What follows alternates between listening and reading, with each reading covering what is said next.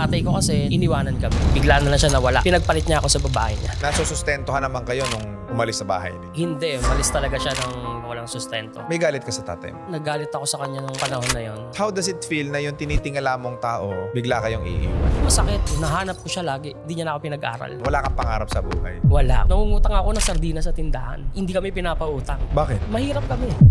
May isang tao na nakilala ko sa social media, nagbago yung buhay ko. Anong life-changing ang ginawa sa'yo ng tao na to? Yung mentalidad mo, kung paano ka mag-isip, yun ka. Pinataas niya yung self-confidence and mindset ko. Wala kang masyadong mataas na pinag-aralan, ordinaryong tao ka lang, hirap at salat ka sa buhay, may pag-asa bang yumaman? May pag-asa talaga na yumaman. Sa kabila nung mga kakulangan mo sa buhay, ang akala mo, hanggang ganun ka lang sa buhay mo. Yes. Dahil yun yung nakita mong pattern sa mga magulang mo. Anong sasabihin mo sa akin? Tay, milyonaryo na ang anak mo.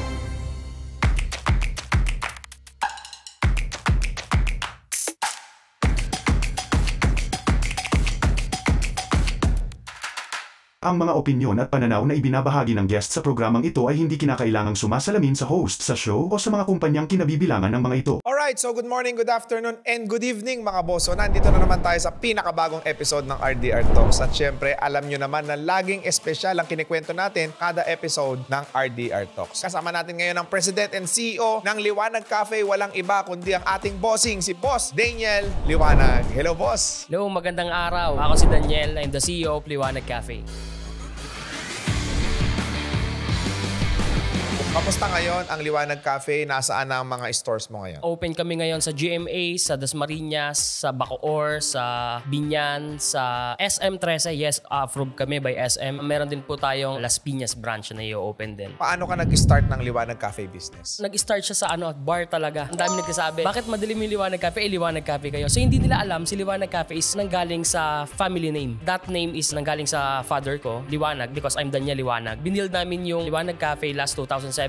Along the way, talagang ang daming failures and rejections din na receive namin. Nakakabilib lang, no? Kasi napakabilis ng expansion ninyo. And I believe that you will be open for franchising. Actually, right now, open kami for co-ownership program and franchising. Sino si Daniel Liwanag nung pagkabata? Nung bata ako, di ko alam na nagbi-business na pala ako. Nag-start ako magbenta ng mga turon, ng mga kakanin, banana cue. Nagbenta rin yata ako ng tinapa that time. Tapos, syempre, bata ka, isip mo is gusto mo lang magkaroon ng pera para may mabili ka para sa sarili mo. And ini-enjoy ko pag may binibili ako. Ikaw ba ay laki sa yaman? Mapera ba ang mga magulang mo? Yung family ko is nanggaling sa squatters area dito sa Manila. And then nirelocate kami dito sa GMA Cavite. Kaya ka naging tubong Cavite? Yes. Ilan kayo magkakapatid? Bunso po ako, 4 po kami magkakapatid. Kamusta ka naman bilang kapatid at bilang anak? Napauwi ko na yung kapatid ko galing Saudi. Yung kapatid ko, empleyado ko na rin sa office dito sa Liwanag Cafe Corporation Office. And yung isang kapatid is nagbi-business, so tulungan kami. Kamusta kayo habang lumalaki? Nag-iwalay kami. Nagpamilya yung kuya ko, tapos yung isang kapatid nagtrabaho, tapos lumipat siya sa ibang bahay. Naiwan kami sa bahay ng isa kong kapatid, yung sinundan ko, then yung nanay ko. Tatay ko kasi, nung elementary ako, ng babae, iniwanan kami. Sobrang hirap ng pinagdaanan namin. Yung nanay ko, siya lang talaga yung nagpo-provide para sa akin. Anong trabaho nanay? Mananahi yung nanay ko. Yung tatay mo, nasusustentuhan naman kayo nung umalis sa bahay ninyo? Hindi, umalis talaga siya ng walang sustento. May galit ka sa tatay mo? Yan, nagalit ako sa kanya nung panahon na yon. Kasi nag-aaral ako eh. Yung isip ko nun is musmus pa eh. Laro pa, gusto mo, masaya ka lang, tapos biglang nawala, makatatay ako eh. Kung nasan siya, lagi ako nandun. How does it feel na yung tinitingala mong tao, bigla kayong iiwan? Masakit, hinahanap ko siya lagi. Tapos sobrang galing ng nanay ko. Siya yung tumayong tatay ko nung panahon na yon. Talagang siya yung nag-provide para sa akin. Paano na itaguyod ng nanay mo kayo bilang anak? Hindi ko rin alam paano niya nagawa. Sobrang proud ako, nagawa niya yon, na pinagdaanan niya yon. May trauma, yung naramdaman niya. Hanggang ngayon hindi niya nakakalimutan. Pero napatawad niya naman na yung tatay ko. Mahirap ang buhay? Mahirap yung buhay. Nangungutang ako ng sardina sa tindahan. Hindi kami pinapautang. Bakit? Mahirap kami. Walang tumutulong sa amin. And yung nanay ko, ugali niya na hindi humingi ng tulong sa kamag-anak. Tapos yung tatay mo hindi kayo sinusustentuhan? Yes. Bigla na lang siya nawala. After 2 years, bumalik siya. Pinatawad siya ng nanay ko. Nagbalikan sila ulit. Tapos sumama ako sa kanya sa Bulacan. Dahil? Pag-aaralin daw niya ako. Ano trabaho ng tatay mo nun? Taxi driver yung tatay ko. Sinama ko bilang bunso. Tira kami dun sa Bulacan. Tapos naulit na naman. Anong ginawa? Ng babae siya ulit. Pinagpalit niya ako sa babae niya. Iniwang ka? Pinabayaan niya na hindi niya na ako pinag-aral. That time, sobrang sakit sa akin. Pinakakain niya yung babae, tapos ako, nagpapakain sa akin yung boss niya. With that, bumalik ako ng Cavite, then nag-start ako mag-work. Hindi ka na nag-aral? Hindi na ako nag-aral. Nag-work ako as a bagger sa isang supermarket dito sa Cavite. Then, nag-work ako as factory worker. Saan? Dito rin sa Cavite. Magawa kami ng bisikleta. Hindi ko kinaya yung trabaho kasi sobrang bigat. Yung posisyon na binigay sa akin, trabaho ng pandalawa o pantatlong tao yun. Pero kinaya ko. May isang tao na nakilala ko sa social media, isa siyang musician. Hanggang ngayon, pinagpapasalamat ko yung buhay ko sa kanya. Bakit? Pakiramdam ko, simula nung nakilala ko siya, nagbago yung buhay ko. Anong life-changing ang ginawa sa'yo ng tao na to? Kinonsider ko siya na mentor ko eh. So lahat ng sinasabi niya, pinaniniwalaan ko. Ginagawa ko lahat ng sinasabi niya. Ano yung mga hindi mo makakalimutan na tinuro niya sa'yo? Yung mentalidad mo, kung paano ka mag-isip, yun ka. Pinataas niya yung self-confidence and mindset ko. Stranger ito? Stranger siya. Nakilala ko siya sa Facebook, sa songwriters group because gusto ko maging musician eh. Chinat ko siya, pwede ba ako magpaturo sa'yo ng music, kung paano sumulat ang kanta. And then, hindi ko alam ba't pinagkatiwalaan niya ako. Tinuro niya sa akin lahat ng mga bagay na kung ano yung meron ako sa music industry. And then, Nakabuild ako ng banda ko, ano pangalan ng banda? Bayan. Sa kanya rin nanggaling yung pangalan na Bayan. Sumusulat ako ng kanta para sa Bayan. Anong pangalan niya? Si Anton. Before mo nakilalang itong si Anton, wala kang pangarap sa buhay. Wala. Kumbaga ang akala mo, hanggang ganun ka lang sa buhay mo. Yes. Dahil yun yung nakita mong pattern sa mga magulang mo. Yes. Hindi ka ba nag-isip na magrebelde sa tatay mo? Hindi ako nagrebelde, umuwi ako ng Cavite. Kasi alam ko may nanay akong uuwian. So yung nanay ko, nasaktan din siya. Siyempre, gusto ko mag-aral ng kolehiyo. Magaling ako sa eskwelahan. At kaya kang pag-aralin. Kaso nga lang ng babae yung tatay. Yes. Sobrang sakit para sa akin na ganun yung nangyari. Hindi ako na-discourage. Alam ko may plano yung Diyos para sa akin na mas maganda. Doon sa mga tatay ngayon na nakangaliwa at ginugulo nila yung pamilya nila, anong masasabi mo? Ako personally kasi wala pa akong anak, wala pa akong pamilya. Pero mag-isip tayo pag gagawa tayo ng move. Kasi hindi lang sarili nyo eh. Yung mga anak nyo rin pala. Iba yung trauma na nabibigay. So with that, doon ako nagpursige na kayanin ko yung mga bagay-bagay. Yung na-experience ko nung bata ako, sobrang bigat. Wala na ngang ipon, wala na ngang pera, wala na ngang matinong hanap buhay. Yung pamilya, hirap buhayin, tapos nakuha nyo pang mambabae. Ang nararamdaman lang kasi ng mga lalaki is yung pakiramdam nila habang ginagawa nila yon.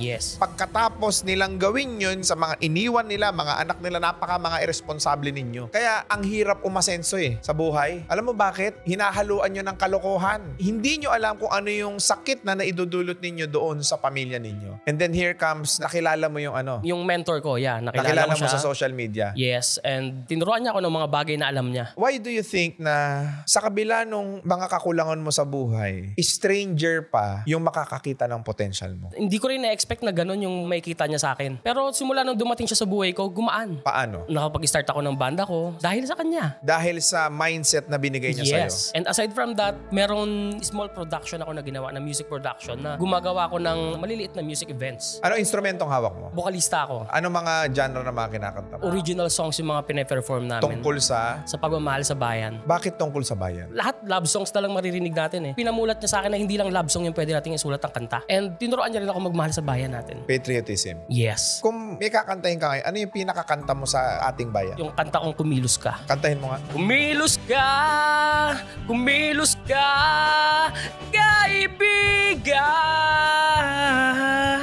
Bakit yun? Ang buhay is tuloy-tuloy na tumatakbo eh. Kailangan mo magpatuloy. Hindi ka dapat huminto. Yes. Sinong gumawa ng lyrics niyan? Ako yung sumulat ng lyrics. Bakit mo sinulat yung lyrics na yan para sa sarili mo? Ayokong ma-stay sa isang bagay. Gusto ko umasenso, yumaman, gusto kong gumaling sa isang bagay na gusto ko talaga, gaya ng pagninegosyo. How is it possible that coming from a broken family, you are able na maakyat mo yung pader ng tagumpay? Meron akong mentor sa buhay, meron akong mentor sa music, meron akong mentor sa business, and meron akong mga partners sa pagninegosyo. Okay. And then here comes, nagtrabaho ka as... Bartender and waiter sa BGC. Paano ka nakapasok sa pagiging bartender and waiter? Eh, hindi naman yun ang pinag-aralan mo. Pinag-aralan ko siya. Yung mentor ko yung nagsabi na, tinanong ko siya magtatrabaho ba ako o mag-e-enroll ako? May free scholarship ako na na-receive, school ni Chef Boy Logro. Sinabi niya mag-aral ka. So kinuha ko yung nag-aral ako. Binitawan ko yung pagtatrabaho. Sobrang hirap nung pinagdadaanan ko So habang talagang gusto nag-aaral. mo mag-aral? Wala lang kayang magpaaral sa akin. Ngayon, dahil may kapasidad ka na, in-apply mo yung sarili mo as a scholar kay Chef Boy Logro. Yes. And fortunately, natanggap ka. Yes. Ilang buwan ang training? 6 months. So natapos mo siya, you have that certification, and then you Yes. become... A bartender. Dati kang hindi makabili ng sardinas, naging bagger, naging factory worker. Unti-unti mong pinaunlad ang sarili mo. Yes. Anong masasabi mo doon sa mga taong akala nila hanggang ganun lang sila sa buhay nila? May pattern ng success. May pattern ng success. Humanap ka ng taong gusto mo maging ikaw. So yung tao na yon, tanungin mo, paano niya ginawa yung bagay na yon. Wag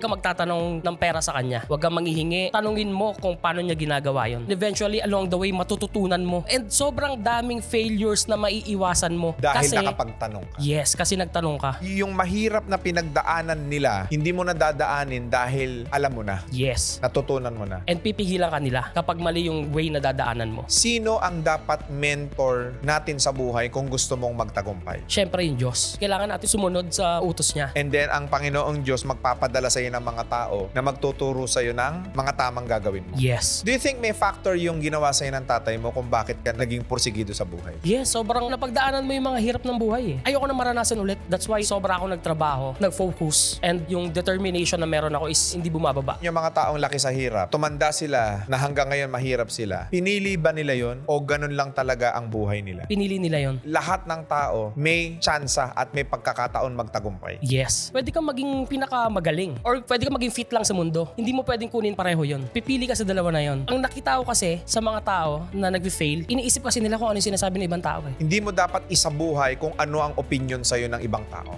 Ano ang dapat mong gawin? Yung alam mong tama, kung ano mas makakapagpabuti sa'yo. Pinakamalaking achievement mo sa pagiging musician? Nung nakapag-release kami ng music video namin sa Luneta, Open Air Auditorium. Christmas yon. Tapos kami yung nagpasaya sa mga taga-Luneta. Bakit pagiging makabayan yung napili ninyong genre at music? Dala ng mentor ko na... Makabayan siya? Yes. Maraming mga Pilipino, ang napipili nila manirahan sa abroad because of, number one, lack of opportunity here in the Philippines. Number two, for a greener pasture. What can you say doon sa mga nagsusumikap? May pag-asa bang yumaman sa bayan natin? Yes, nag-work ako abroad din sa Abu Dhabi. And iba talaga yung feeling ko dito sa bansa natin. Maraming pera sa Pilipinas. Ha? Marami nagsasabi walang pera dito sa Pilipinas, sa abroad ang pera. Mali yun, maraming pera sa Pilipinas. Madali lang hanapin ang pera. Paano mo nasabi? Kailangan lang natin maging masipag. Masipag hanapin yon. Masipag hanapin yun. At pag natagpuan mo na, huwag ka nang hihinto. Huwag kang hihinto, huwag kang bibitaw. Trabahuin Tumuloy-tuloy ka lang at trabahuin mo. Sa dami ng pinagdaanan mo sa buhay na mga mahihirap,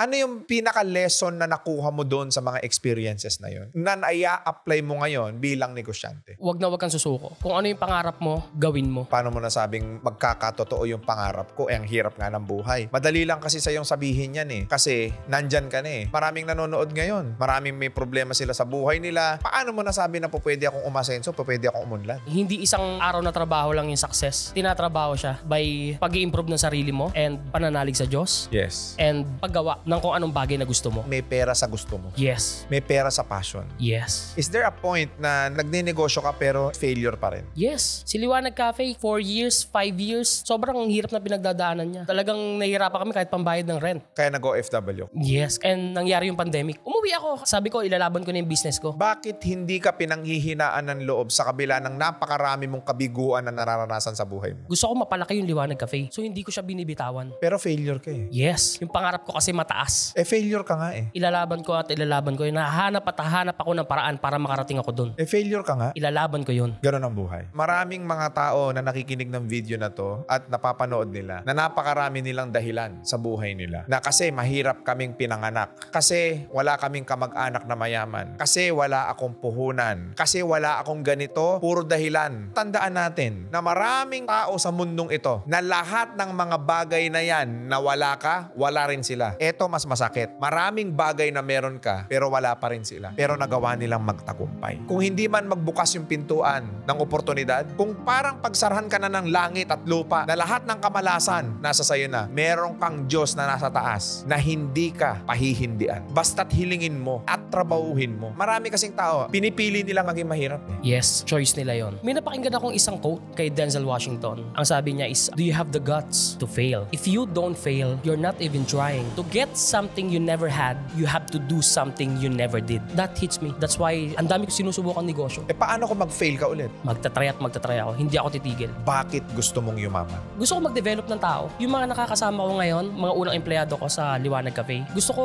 yumaman din sila eh. So ang ginagawa ko ngayon, dine-develop ko sila para maging leader. And eventually, tinatarget ko na maging partner sila. For you to become successful entrepreneur, you have to have this big heart na may vision ka na yung mga taong nakapaligid sa'yo dapat umasenso rin. Yes. sama-sama kaming aangat. Anong masasabi mo doon sa mga anak na iniwanan din sila ng tatay nila at naging broken family? Hindi reason. Iniwan ka ng tatay mo na hindi ka pwede maging successful. Kapag hindi ka naging successful, ayun yung mali mong reason. So ano ibig sabihin? Itigilan natin yung pagdadahilan sa mga bagay-bagay. Kailangan lang natin talagang kumilos at trabahuhin. Pangarap nagkakatotoo. Ang pangarap nagkakatotoo. Ang gaganda ng store ng Liwanag Cafe. Ang ganda ng mga branches ninyo. Ni sa hinagap ba, naisip mo na magkakaroon ka ng mga bagay na to? Dati tinatanong ko yung sarili ko kung deserve ko ba to eh. Pero along the way na ginagawa ko siya ngayon, deserve ko to. Para sa akin to. And walang pwedeng umagaw sa akin ito. What are the sacrifices you did for you to establish that kind of big business? Of course, sinacrifice ko yung health ko. Nasubukan kong matulog lang araw-araw ng 2-3 oras. What else? Sinacrifice ko yung ex-girlfriend ko. What else? Sinacrifice ko yung time ko with my family. Paano unti-unting lumaki ang Liwanag Cafe? Naghanap ako ng mga partners para mas mapabilis ko siya ma-expand. Inopen ko siya for co-ownership program. Napakasarap sa pakiramdam na ang magtitiwala pala sa'yo is hindi mo pala kakilala. Partnership, kasama sila sa incorporation. Yes, nire-register ko sila kasama sa SEC because I believe na sinuport niyo ako sa business ko eh. Dapat all the way. Sama-sama tayo, walang expiration yung contract. Hanggat buhay si Liwanag Cafe, nandun yung investment mo, kikita ka. How many years for you to have this business partners na? Right now, 1 year na siya running. Sobrang dami partners na gustong may pag-partner sa akin pero pinipili ko pa rin because alam mo yung pakiramdam sa tao na magaan ka. Magkano ang kinikita ng Liwanag Cafe ngayon? Nagne-net sales kami ng 500,000 to 1 million. 500,000 to 1 million. Yes. Anong reaction na nakakapagbigay ka ng income doon sa mga partner mo? Sobrang sarap din ng feeling kasi pinagkatiwalaan niyo ako eh. Ano ang nag-hit sa Liwanag Cafe na product? Burgers, pasta, and pizza. Ano yung store nyo na pinakamalakas? Anong branch? Yung Dasmariñas branch. Nung nakita mo natapos yung store mo sa Dasma, ano yung pakiramdam? Sobrang sarap kasi naka-build na ako ng perfect prototype for my business. And doon ko nakita na kaya kong paramihin to internationally. Internationally? Yes. Ginogol namin international. Do you think it is possible na magiging parang